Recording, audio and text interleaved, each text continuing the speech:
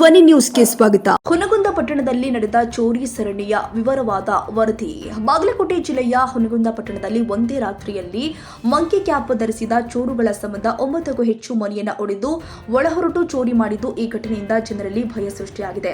ಚೋರಿ ಹೋದ ಸಾಮಾನುಗಳಲ್ಲಿ ಹಣ, ಚಿನ್ನದ ಆಭರಣಗಳು ಮತ್ತು ಇತರ ಮೌಲ್ಯ ಸ್ವಲ್ಪ ವಸ್ತುಗಳು ಸೇರಿದೆ. ಇದರ ಮೌಲ್ಯ ಹಲವು ಲಕ್ಷ ರೂಪಾಯಿಗಳದ್ದಾಗಿದೆ. ಪೊಲೀಸ್ ಸಿಬ್ಬಂದಿಯ ಮನೆಗಳು ಗುರಿಯಾಗುವುದು. ಈ ಚೋರುಗಳು 3 ಪೊಲೀಸ್ ಸಿಬ್ಬಂದಿಯ ಮನೆಗಳನ್ನ ಗುರಿಯಾಗಿಸಿದ್ದು ಮನೆಗಳ ಒಳಭಾಗವನ್ನ ತಿರುಗಿಸಿ ನಿರ್ದಿಷ್ಟ ವಸ್ತುಗಳನ್ನ ಕಸಿದುಕೊಂಡಿದ್ದಾರೆ. ಈ ಘಟನೆಯಿಂದಾಗಿ ಪಟ್ಟಣದಲ್ಲಿ ಭಯದ ವಾತಾವರಣ ನಿಗದಿಗೊಂಡಿದೆ. ಸಿಸಿಟಿವಿ ದೃಶ್ಯಗಳು ಮತ್ತು ಚೋರುಗಳ ವಿವರ. ಬಹುತೇಕ ಮನೆಗಳ ಸಿಸಿಟಿವಿ ಕ್ಯಾಮೆರಾಗಳು 4 ಜನ ಚೋರುಗಳ ಚಲನೆಯನ್ನ ಸೆರೆ ಹಿಡಿದಿದೆ. ಅವರ ತಟ್ಟೆಗಳು ಮತ್ತು ಟಾರ್ಚ್ಗಳನ್ನ ಹೊತ್ತು ರಾತ್ರಿಯಲ್ಲಿ ನಿರ್ಭೀತಿಯವಾಗಿ ಆವಾಸ ನಗರದಲ್ಲಿ ಸುತ್ತಾಡ್ತಾ ಇದ್ರು.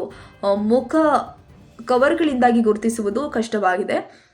ಪ್ರಭಾವಿತ ಪ್ರದೇಶಗಳು ಮನ್ನೇಪುರ ಲೇಔಟ್, ಆಜಾದ್ ನಗರ ಸರ್ಕಾರಿ ಆಸ್ಪತ್ರೆ ಬಳಿಯ ಪ್ರದೇಶ. ಪೊಲೀಸ್ ಕ್ರಮಗಳು. ಹುನಗುಂದ ಪೊಲೀಸ್ ಈಗಾಗಲೇ ವಿವರವಾದ ತನಿಖೆ ಆರಂಭಿಸಿದ್ದಾರೆ. ಸ್ಪಷ್ಟ ಸಿಸಿಟಿವಿ ದೃಶ್ಯಗಳಿದ್ರೂ ಕೂಡ ಮುಖ ಕವರ್ಗಳಿಂದ ಗುರುತುಪಡಿಸುವುದು ಸವಾಲ್ ಆಗಿದೆ.